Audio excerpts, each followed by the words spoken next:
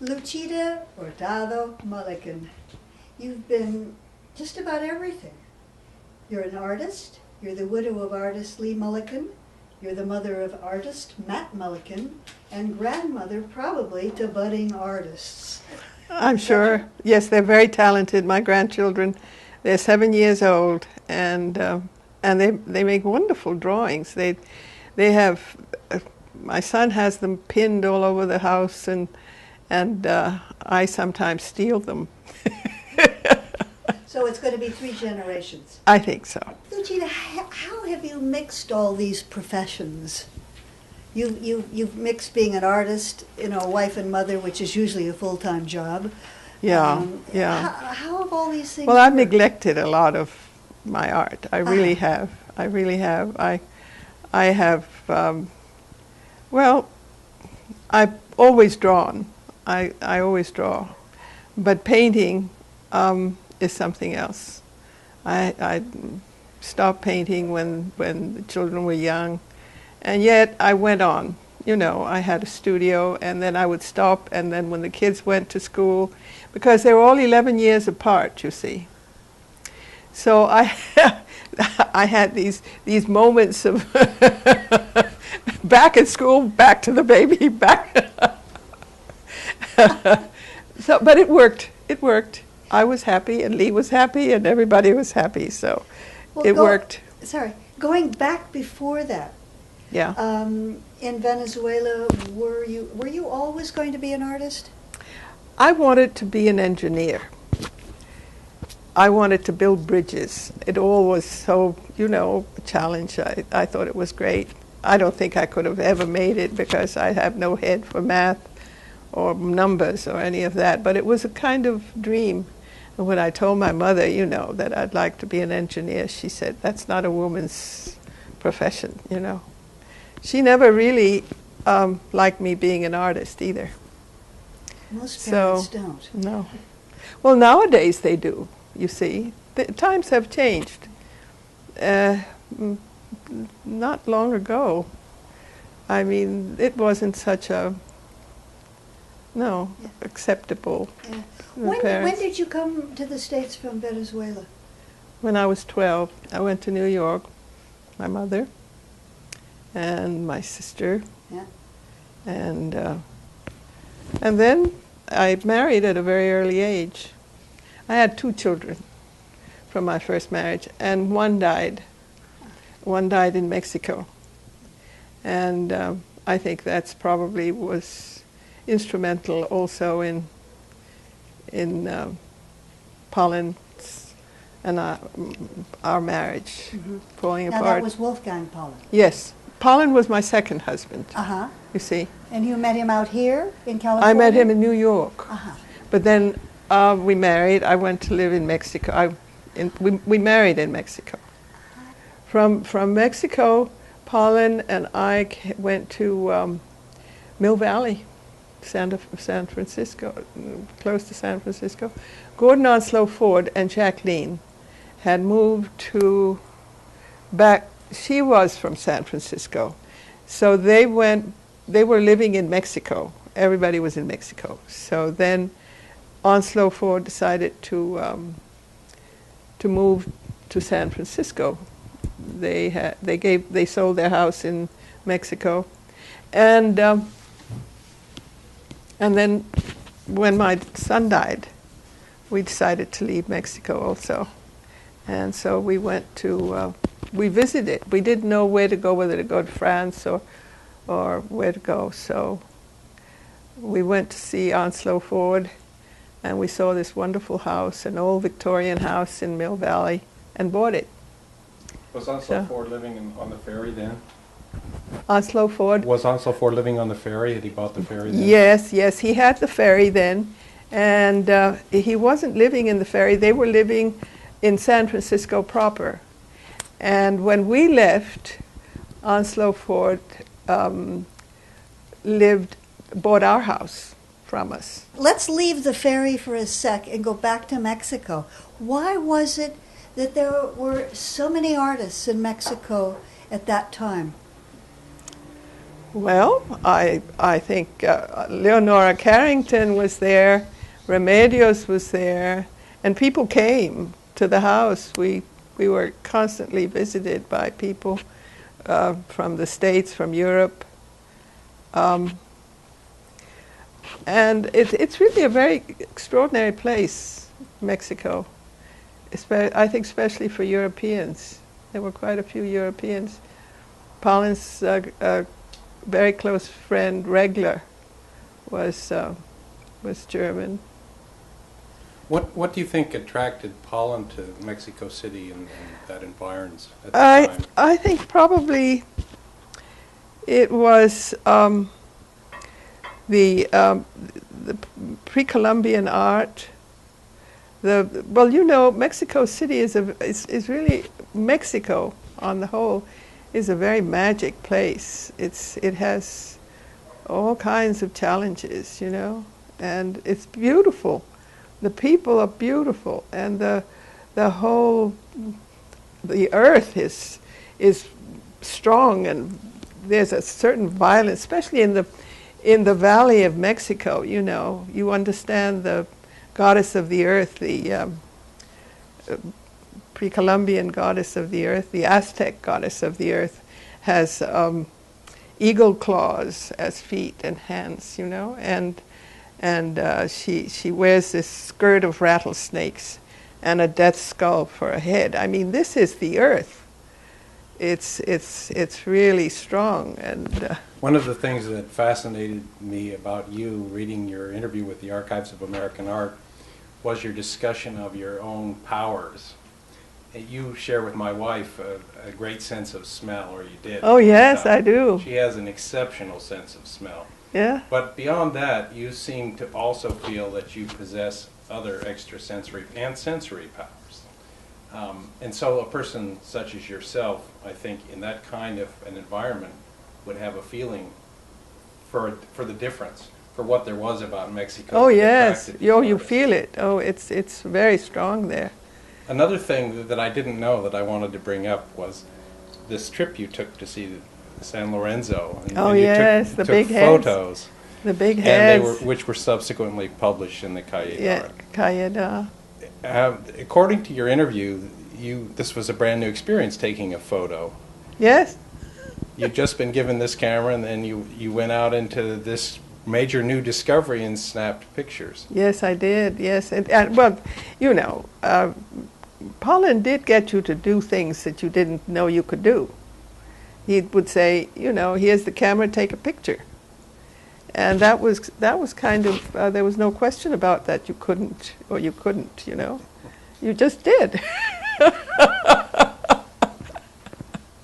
One of the things that I was drawn to, getting back to this extrasensory and sensory power that you have, for instance, with Pauline in Mexico, you said that it was possible for you to detect the presence. You had the feeling that there was something in one of these little towns. Yes, that, and that I find it. and then you would go out and find it. Yes. And, of course, that would be a collector's delight to have somebody like that. It would be like a seeing eye dog or something.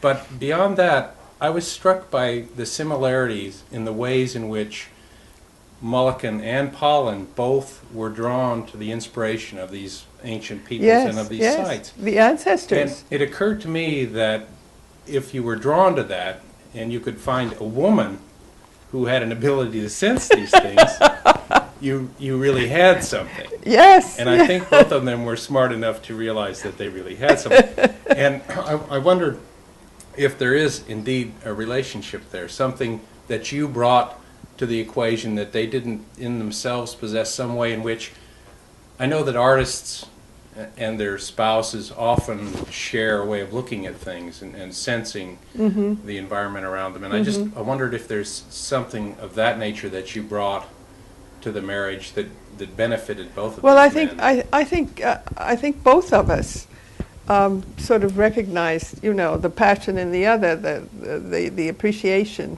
for these objects, for these cultures, for, you know, the whole mystery of it, the beauty of it. And with Lee, for instance, you know, we lived in Rome for a year, and we always would go to the Sunday market in Rome. Campo, it was near the Campo de Fiori, but it wasn't called Campo. I forget what it was called. The flea market every Sunday, and he would go one way, and I would go the other. Invariably, we would go for the same thing, and either he would buy something that I had seen and been tempted by, or I would buy something, you know. It was a very strange kind of thing. It always worked that way. And we'd go into a store and go for, you know, directly to the same thing. Luchita, let's go back a minute so I can get a sequence.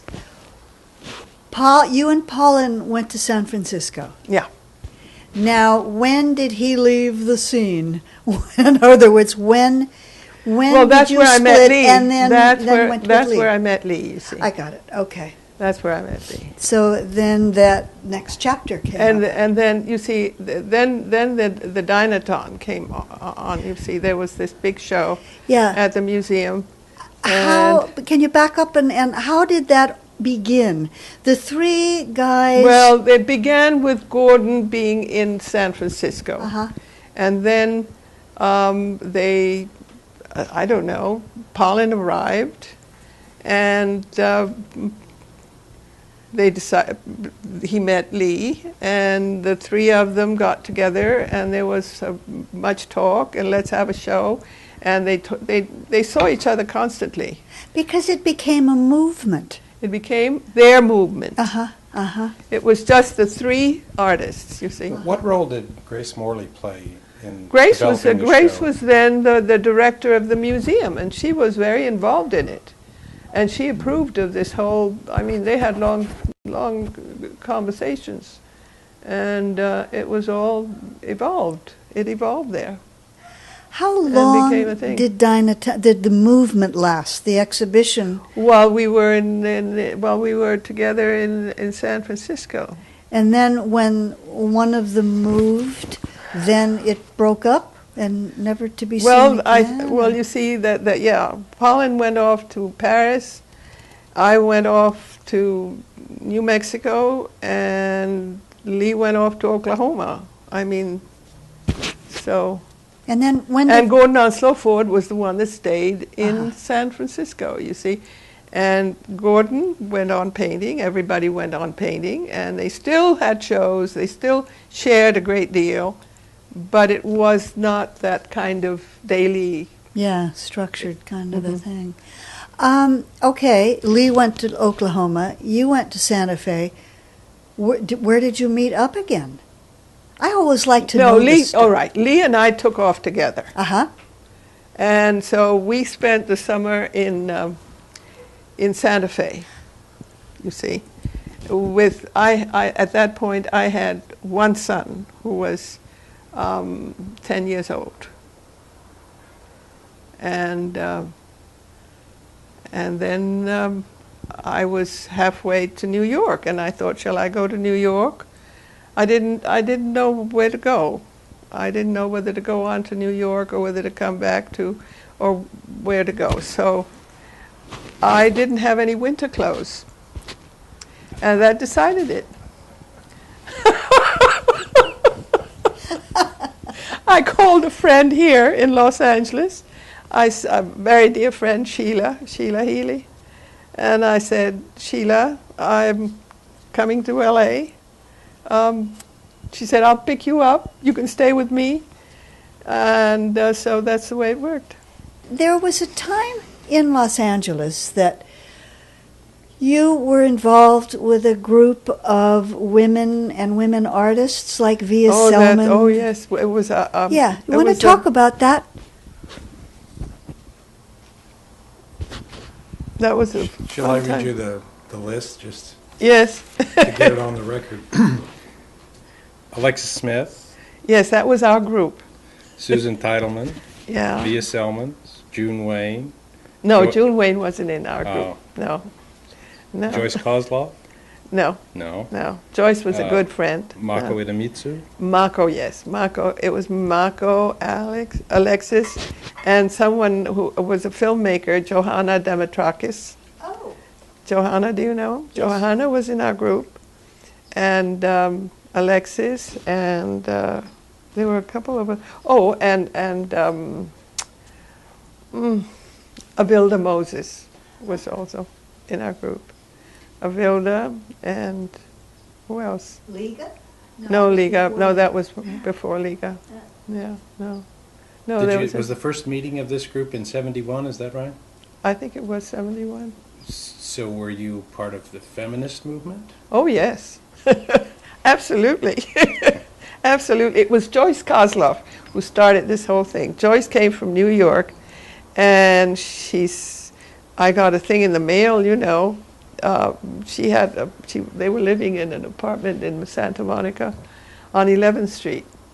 And it was a meeting, all women artists coming, and everybody came. Everybody was there, or everybody I'd ever met. And I remember we all went around the room, you know, giving our name and talking about what you did. And I remember it came my turn, and I said, Luchita Mullican, painter, and June Wayne from across the room said, Luchita what? Luchita what? back to Hurtado. Luchita Hurtado, I'm sorry. So June was part of the group for a while? Oh, no, June, you see, this big, it was many people. Uh-huh. And I see. we broke up into small groups, you see. June was way across town. Mm-hmm. And at that point, it was Miriam Shapiro and everybody, you know. Well, Judy, that was during the time that it was, the movement was so prevalent at Cal Arts.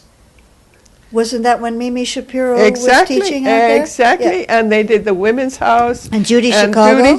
Judy and Mimi, Judy Garowitz. Mimi and Judy and that whole group, and then the Women's Building came along, and then that whole thing, you know, it was, but the small groups went on for years, and we still, you know, someone else who was in that group, I'm forgetting, Barbara Haskell. Aha, right. Barbara was part of our group, yeah. Huh. Boy, that was some group. Yeah, that was an interesting group. How long did it last? Well, it went on for as I say, years. Yeah. Years, and then Barbara left. She went to New York, and we still met, you know. And then Mako took off and went back to Japan, and. What did you talk about in your meetings? Oh, well, that's that's highly classified. Did you share your art with the other artists? Of course. I mean, for instance, you know, I always sort of didn't share my art too much, you know. I didn't talk about my art, and I would face my paintings to the wall. And afterwards, you know, it was, I would be very relaxed about my art. I was uptight about it. And it did help. It did help. Was the reason, do you think, because your husband was... Yes. Okay. It's the usual, Because I'm always curious about husband and wife artists, you know? Yes. How does that work with the dynamics? Well, it's not, you know, Lee encouraged me no end. But it was still, you know,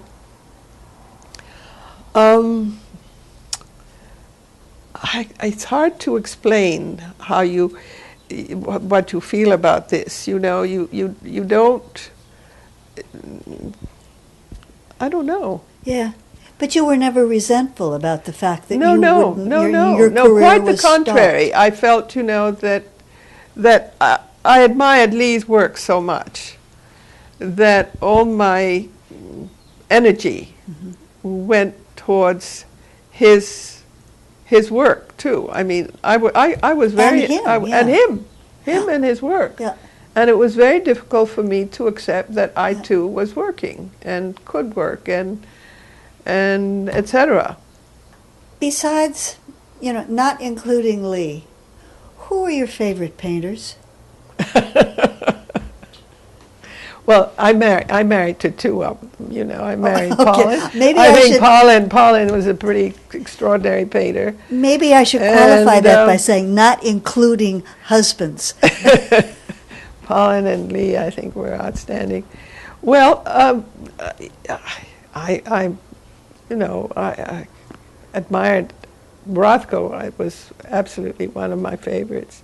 Rothko was a very good friend. Was he a nice also. man? He was a wonderful man. Yeah. I think it would be fun and enlightening if we mentioned a few names and just have you give a very brief remembrance of them, because your acquaintances, your friends, it's like a who's who in American art, in American literature too. Would that be something we could do? Just some brief remembrance. Isamu Noguchi, for instance. Well, Isamu was someone very special. I loved him dearly, and he loved me, and we were friends from right up to the time he died. He called me before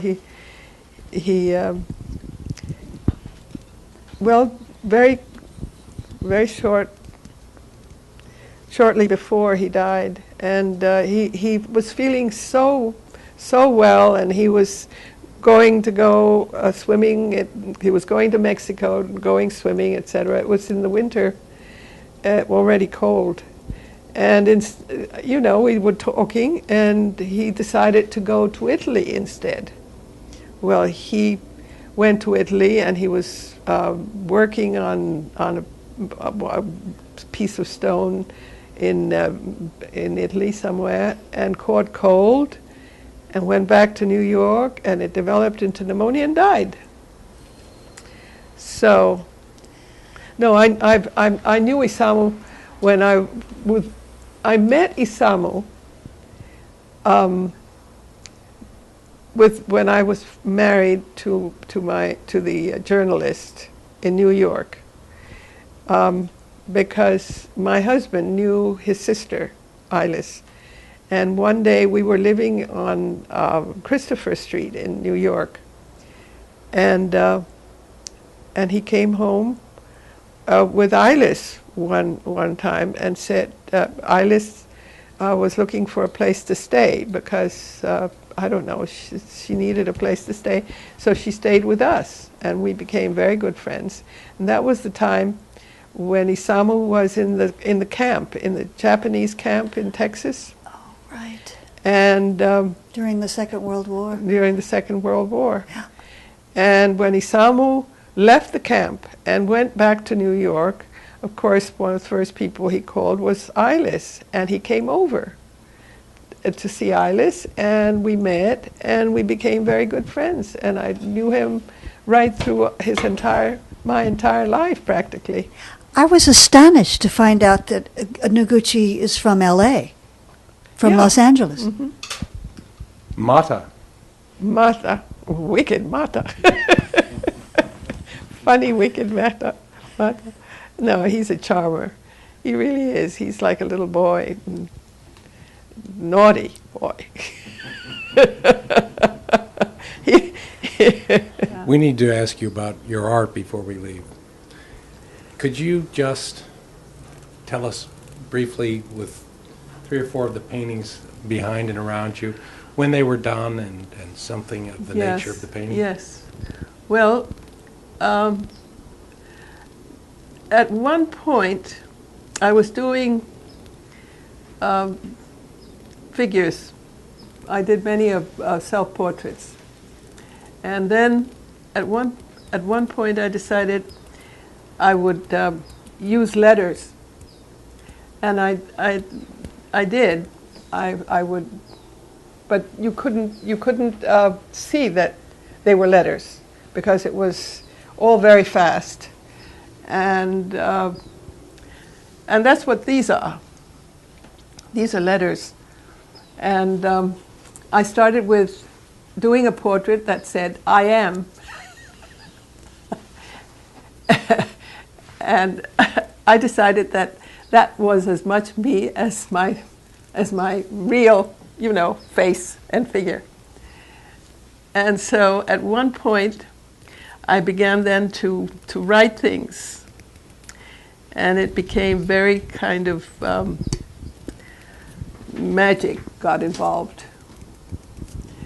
And I decided to cut them up and make it even more unlikely that you'd ever read what I had written. Yes, it is a little difficult. And I accomplished that by cutting the painting up into strips and then sewing them and stretching them on the stretcher bars. Sewing them. You see, all these lines are sewn pieces. I see. So it's really a magic piece. All these drawings, the paintings that I did with these messages. Then Now, the picture that's immediately behind you, yes, are those your feet we're looking at? yes, that's what I mean. My feet started it. My feet started it, and they're not necessarily. They become something else. Then they're figures, and they're not my figures. They're something apart from me, and they're mostly looking down. And it not only the feet, but then it's just the legs, and then it's the whole body, and then it's the bodies. Yeah. I did a whole series of these big figure paintings. Luchita, tell me about the feathers. And then the feathers. Yeah. Well, and also the feathers with the feet. Yes, the feather for me has always been a very mysterious symbol for me. It has, I think, for me, it's almost a religious element in the world, is a feather. It weighs nothing, and yet it's such an important, I think for me, a feather is, and here I've made a figure of feathers, and this painting I did in Taos, New Mexico. So this is it. What a dear you've been. Oh, Luchita, thank you.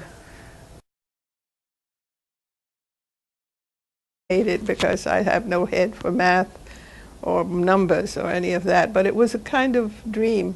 And when I told my mother, that I'd like to be an engineer, she said, that's not a woman's profession, She never really liked me being an artist either.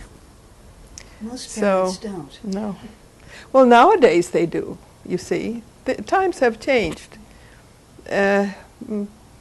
Not long ago, I mean, it wasn't such a, acceptable. Yeah. When did you come to the States from Venezuela? When I was 12, I went to New York, my mother and my sister. Yeah. And then I married at a very early age. I had 2 children from my first marriage, and one died. One died in Mexico. And I think that's probably was instrumental also in Pollen's and our marriage falling Now apart. that was Wolfgang Pollen. Yes. Pollen was my second husband, Uh-huh. you see. And you met him out here in California? I met him in New York. Uh-huh. But then we married. I went to live in Mexico. We married in Mexico. I sometimes steal them. So it's going to be 3 generations. I think so. Luchita, how have you mixed all these professions? You've mixed being an artist, wife and mother, which is usually a full-time job. Yeah, How have all these things Well, I've worked? neglected a lot of my art. I really have. I really have. I have, I've always drawn. I always draw. But painting is something else. I stopped painting when the children were young. And yet I went on. I had a studio.